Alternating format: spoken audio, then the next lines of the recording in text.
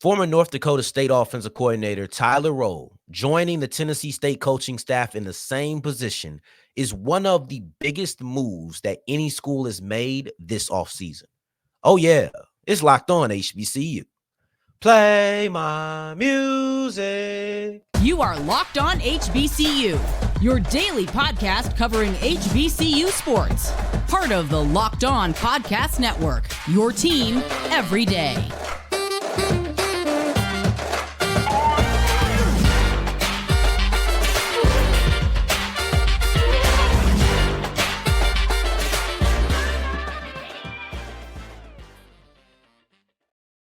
What's going on, family? Welcome back to another episode of the Locked On HBCU podcast, your number one daily one-stop shop for everything HBCU athletics, Monday through Friday, part of the Locked On Podcast Network, your team every day. And I, of course, am Darian Gray, a.k.a. the Mouth of the South, Texas Southern alum and former TSU Herald Sports editor and current contributing writer at USA Today's Saints Wire. Thank you for going on this journey with me, making Locked On HBCU your first listen of the day every day. And remember, just because the mic cuts off does not mean that the journey is over. Just means it's time to follow me on Twitter at South Exclusives. Starts with an S and ends with an S. Today's episode is brought to you by FanDuel. Go to FanDuel.com/locked-on to make every moment more. And if you're new to FanDuel, you can get $150 back in bonus bets when you put down a $5 bet. That's win or lose. We wrap up today's episode with a look at Jackson State men's basketball player Ken Evans checking off a major career milestone against Texas Southern on Monday. Prior to that, we'll look at the Orange Blossom Classic because it provides another big-time SWAC versus MEAC matchup in 2024. And the fact that I said the year is very important, and we'll see that in the middle segment. However, the former North Dakota State offensive coordinator Tyler Roehl is now the Tennessee State offensive coordinator, and it's such a big deal they made him an associate head coach immediately, which I believe he also had that title at North Dakota State.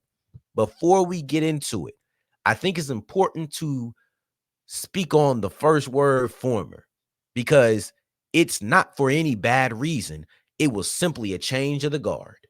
It wasn't as if Tyler Roehl stopped being able to perform well. It wasn't as if the offense suddenly got sluggish, so they started performing well performing poorly a couple of years in a row. That did not happen. This is still a big-time hire. I know a lot of people eyes widen when they see North Dakota State offensive coordinator, as they should. But what I don't want you to do is think that, for all my pessimists out there, he's just coming over from North Dakota State. There's a reason he ain't there no more. There is a reason he's not at North Dakota State.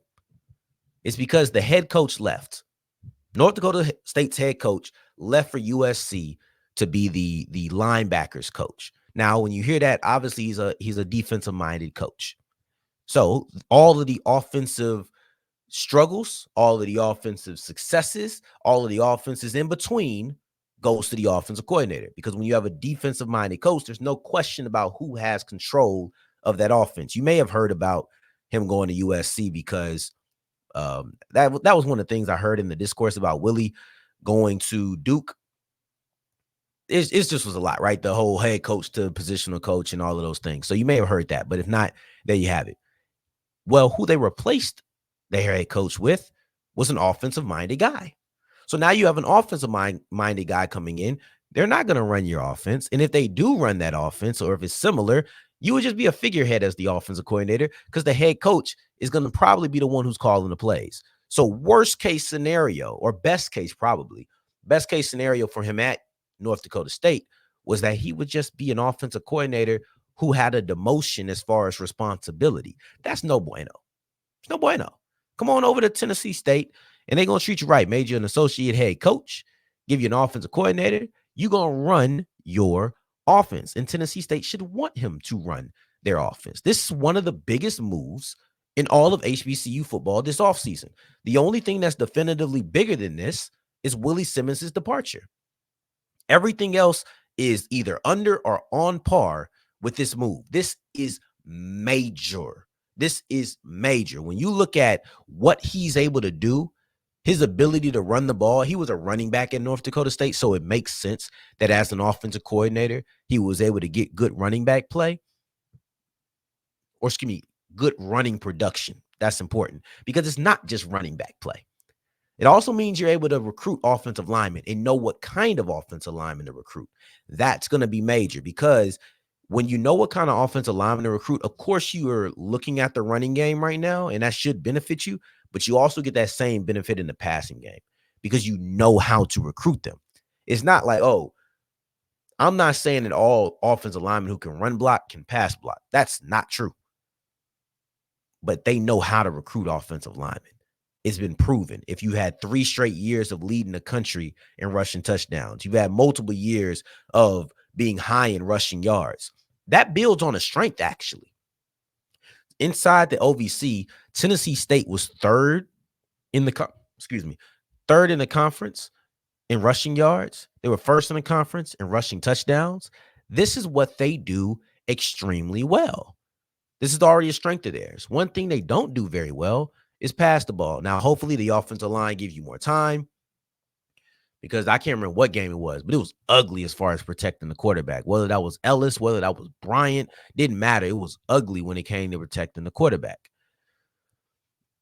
But overall, you're looking at the running game first. Okay, we can be a dominant run team. We can set the tone there. We got Jordan Gant coming back. Maybe he could lead the Big South OVC in rushing yards this year. Maybe he was only 2 touchdowns away or 1 touchdown away from being tied for the lead, 2 touchdowns away from being the overall leader flat out. Like, maybe we can get those things actually accomplished this year because we know that Roehl excels in the running game.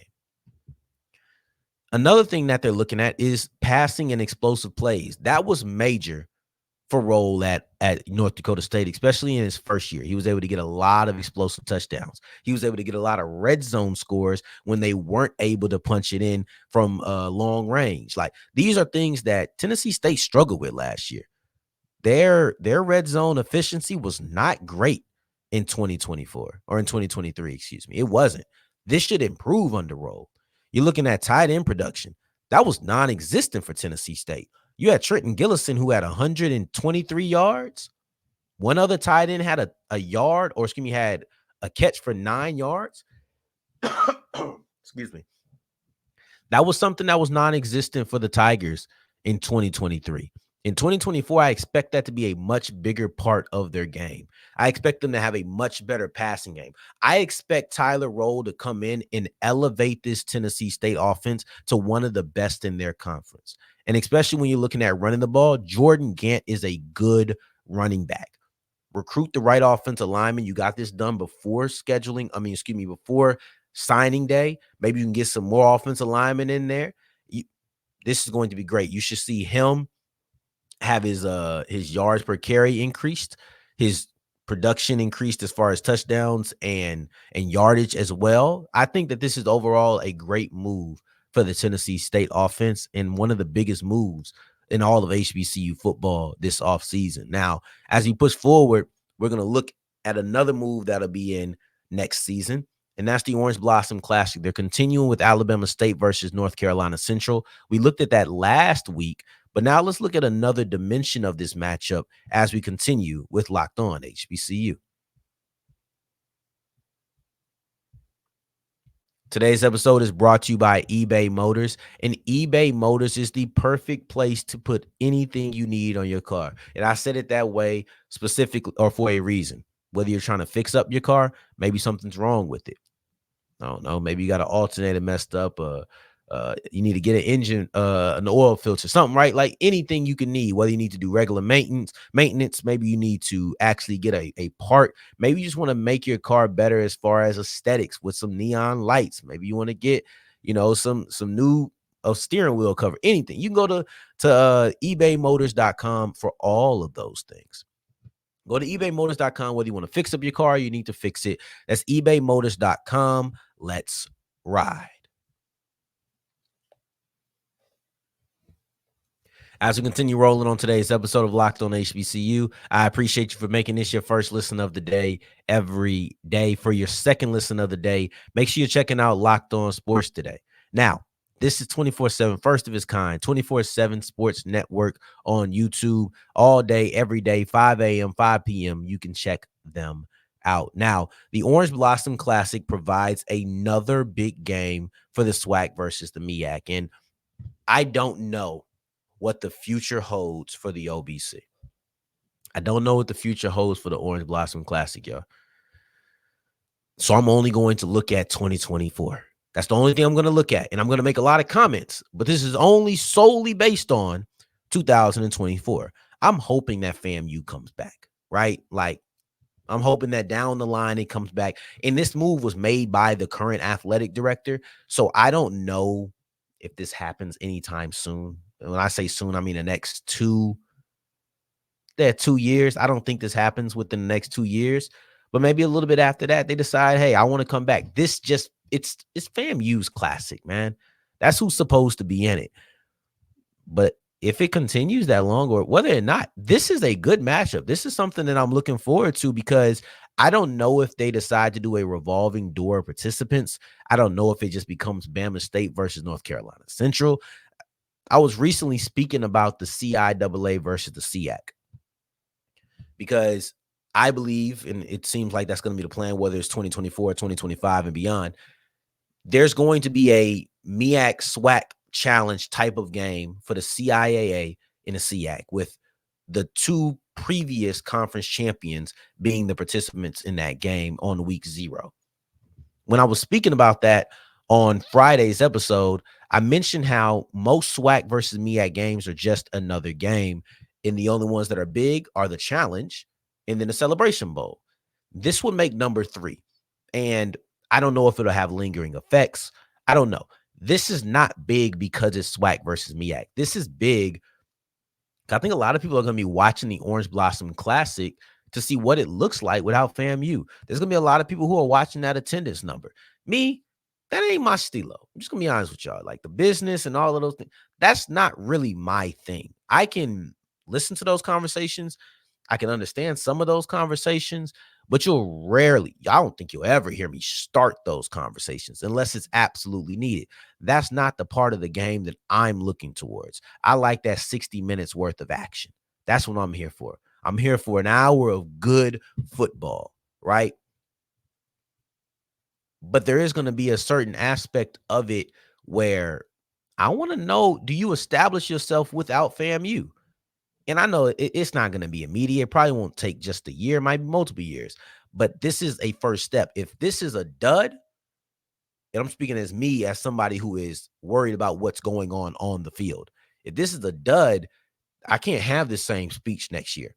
Even if you bring in Texas Southern and Howard, right? Like I can't just make this a big deal. But right now, this is a third major game in between the 2 conferences. So you have to look at that. For example, this is what I mean.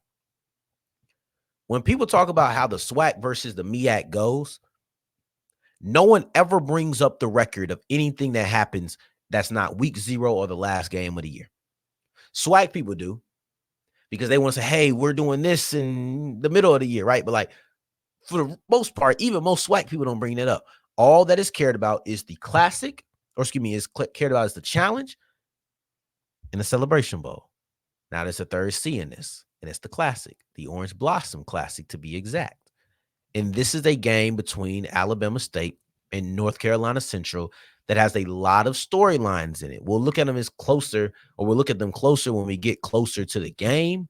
But when you look at the idea of the debut of Andrew Body, Walker Harris, real debut as a starting quarterback, right? Where this is his team, not him filling in for an injured Davius Richard. This is major. This is the week after the SWAC MEAC Challenge. And this is going to be 2 games that are opened up, and they'll probably still be on Sunday. So you're looking at 2 games that are highlighted. It's going to be highlighted. One's week 0, barely any games. One's going to be on that Sunday, Labor Day, right? So this is going to be a game. I'm trying to figure another way to say that this is going to be a big deal without saying it in those exact words. But this is going to be a game that everybody is going to be tuned into. They're going to be interested. And they're going to have some bragging rights involved in this. They're going to have some bragging rights involved. Trust and believe that. So I'm excited for it. I am. I think that this gives us another game to watch and another game to be excited about between these two conferences. Now, as we move forward, we're going to look at Ken Evans, right? Jackson State men's basketball player. And he just checked off a major milestone in his career. And it's really a sign of how much he's improved over his 4 seasons with the Tigers. We'll look at that as we continue with Locked On HBCU.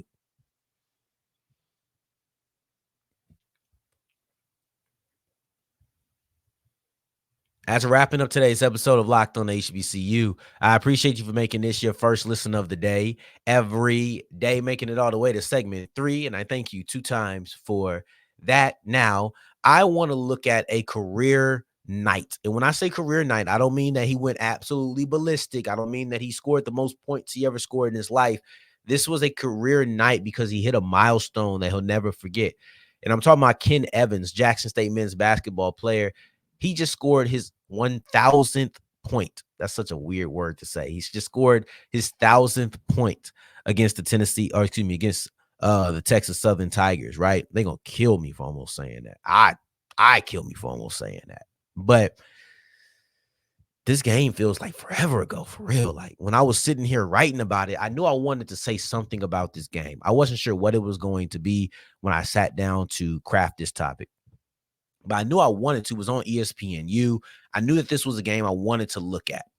But things just kept coming up. And we're only on Wednesday as I'm recording this. It happened on Monday night. So really I only missed one opportunity to talk about it. But still, this just feels so long ago. Just feels so long ago. There's been a lot of things happening this week. But Ken Evans scored 1,000 points in his career, or hit 1,000 points in his career. That's the better way. I don't like saying scores since 1,000th. But it was a good game for him, too. He dropped 25 points. This was a pretty good game for him, but it's pretty normal, too. One thing that I thought was interesting is I say that him scoring 25 is normal because he's done it repeatedly, right? Scored 30 a couple of times. He scored 25. This is slight work for him. But it wasn't so much the case in his previous 3 seasons. And they have, if you go to these websites, and a lot of teams do it, but right now we're looking at Jackson State. If you go to a player's profile in his bio section or her bio section, depending on what sport we're looking at, you'll see like season highlights in words, or just type out what the season did or the biggest moments of the season or some crap like that, right? Like that's the best way I could put it really quickly without saying it. And they looked at Evans's scoring production over the last 3 years, and it's laughable in comparison to what he's been doing this year. He has gotten so much better, so much more aggressive, so much more efficient as a scorer that it's night and day from what he was able to do just last season. He's currently averaging 19 points per game when he was averaging 11.9, or 11.3 a year ago. So you're looking at basically an 8-point jump in his scoring production. You're looking at how they were talking about his 20-point games. He had 5 20-point games prior to this season. He's had 9 20-point games this year. He's had 7 games over 22 points, which was his season high a year ago. This guy has been on a completely different level when it comes to scoring the basketball. And I don't know what he did over the offseason. His efficiency got way better. That was shown in this game when he shot over 50% from the field, 8 of 14, right? Like this is not the Ken Evans that we are familiar with over the last couple of years. He shoots more. He shoots more efficient. He gets more rebounds. He gets more steals. Everything has leveled up. The only thing that's not increased is his assists per game. Like that's it. And they're right around the same number. I think it's 2.7 from last year to 2.5 this year. This is just a much improved guy. And he showed that in this game, 25 points, which, like I said, is regular. He has 8 assists or 8 rebounds, 4 assists. Both are close to his season high in those categories. And Jackson State really controlled this game, especially in the second half. And you will go as a 19-point lead. All right, let's just watch, see if Texas Southern can bounce back, right? And the way they got close, about 2 minutes left. And then Jackson State went on another stretch of just kind of just extending that lead. So it was one of those type of situations where, excuse me, Jackson State controlled the game. It got close. It got hopeful for your boy, but no cigar. Close, but no cigar, as they say. I appreciate you, though, for making this your first listen of the day every day. I hope to be feeling better for you tomorrow. I'm getting a little bit there step by step. And once I start feeling better, we can start extending these episodes a little bit longer as well. But milestone night for Ken Evans. I wanted to make sure we highlighted that, as well as the Orange Blossom Classic and the major addition that Tennessee State made to their coaching staff. I'll see you tomorrow. We'll be looking at Benedict College's new head coach, because he will be named tomorrow at 11, or it's going to be named today at 11:30 a.m. Obviously, I don't have that news for you right now, but I will tomorrow, and we'll talk about it on Friday. In the meantime, in between time, if you're looking for me, you can find me on Twitter at South Exclusives. Until the next time that we hear each other, family, you know what to do. Take care. Stay blessed. Peace.